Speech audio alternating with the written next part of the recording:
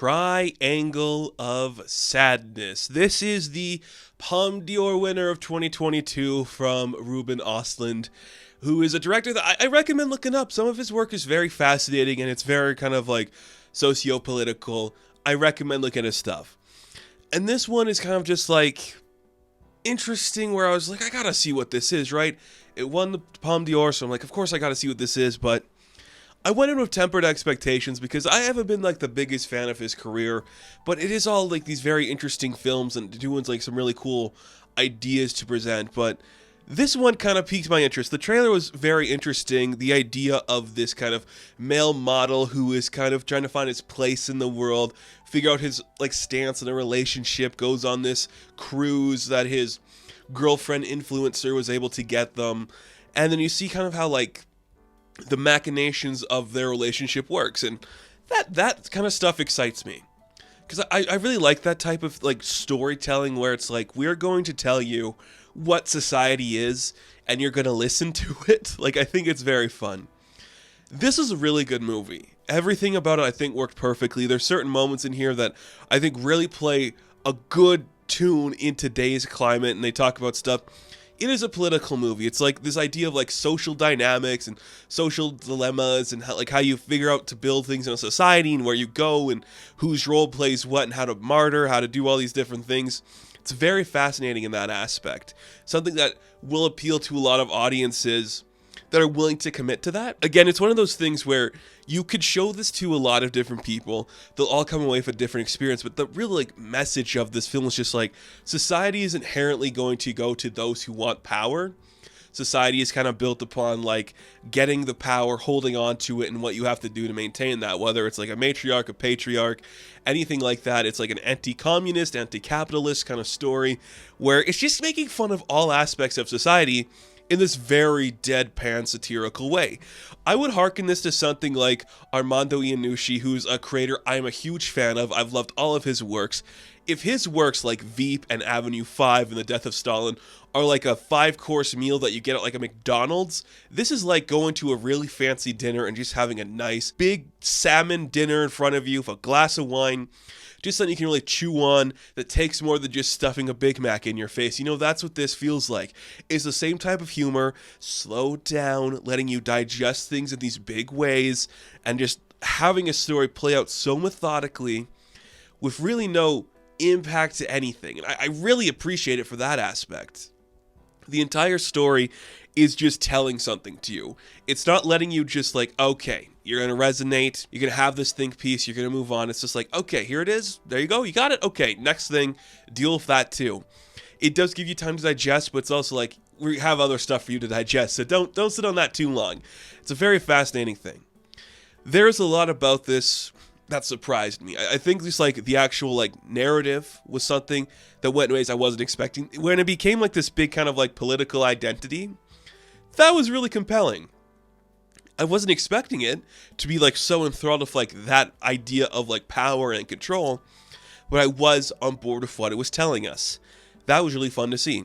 The acting in this is very phenomenal, very well done.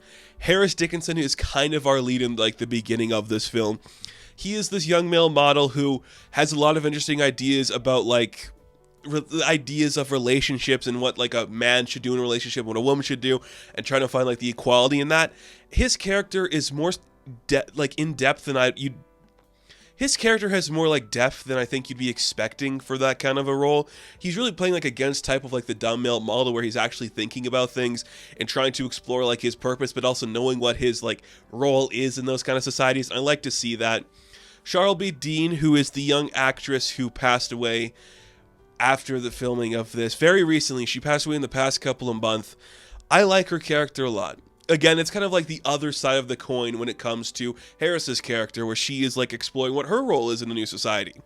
And it's just a very fun dynamic to explore. And then as the story progresses, their kind of narratives take a little bit of like a backseat to the bigger picture. But that's okay because we have more stuff to explore and explain. I really enjoy that. There's a couple of scenes in here that if you are somebody who is wanting to understand like how to build tension or just how to build like a cringed up tension of something, there's scenes that I recommend studying. One of the ones in particular is the dining scene on the boat. I think that is a great example of just tension building in all the wrong ways. The way the camera moves, the way the floors are shaking, the way the sound plays into effect. The sound mixing and editing in this film is so good. And in that scene at the dining room in particular, it is just bouncing off itself in such a beautiful and grand way. I love everything about that. You have actors willing to make themselves look upset. That's a really fun thing to see. If you want to get like a really good story, just like, here's something to analyze, to put into your own work, it is the dining room scene where everything is slowly falling apart and kind of like the last vestige of something good happening in this movie. It's a very good moment. And yes, Woody Harrelson does appear in more like a supporting role, not a main lead, but the stuff going on of him is fantastic, and you kind of get like this sense of the themes of the movie through his character's perspective, because it slowly turns into him having this kind of conversation about Marxism, communism, about Stalin and Lenin, and all of those old guys, and like going on about like the corruption of capitalism in America, and the like downward trodden nature of like the government of America, and you're like, this is heavy, dude. Why are we going into this in like a really bad scene where it's just a bunch of dudes freaking the hell out? But it works well. It's very well executed, and you are not bored watching this. That's the thing about this film. Every scene flows perfectly into the next one. There's not a dull moment. It is a longer film, and I'm not a big fan of longer films, but each time it progresses, I'm like, oh yeah, we're actually showing you how things are structured now. Like, we're starting slow, building up big, starting slow again, building up big, starting slow again, building up big. It works perfectly. It flows beautifully. The characters are all fantastic. Towards the later half, we were introduced to a character, Abigail. I cannot remember the name of the actress, but whew, she is given a lot of heavy work. Somebody I might put on my nominations for Best Supporting.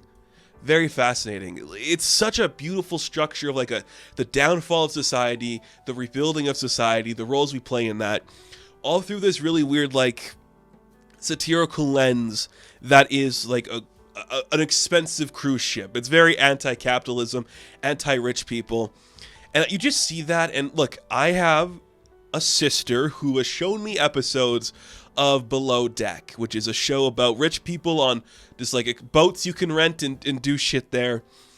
It makes me hate boat people so much, and I hate Below Deck. I hate people that go on boats like this. It's not like a nightmare for me, but it's something I would rather not do and be a part of a confined space with a bunch of rich people I don't like. And this movie presents that in a very beautiful way. It gives you a great narrative with great direction, strong writing, strong themes that you can pick on very easily. But if you're not somebody who goes into a film looking for the themes and you maybe don't think about that, you could miss it. But when you have guys screaming into a microphone about communism, it's kind of easy to pick up where the movie stands on all sorts of politics. So that's not a problem. If you can get behind that, there's so much to enjoy about this.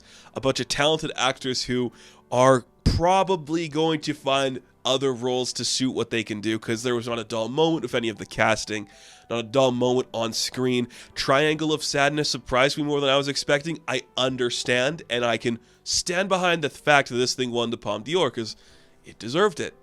One of the funnest films I've seen in a long time. I really dug it. I definitely think it's worth checking out.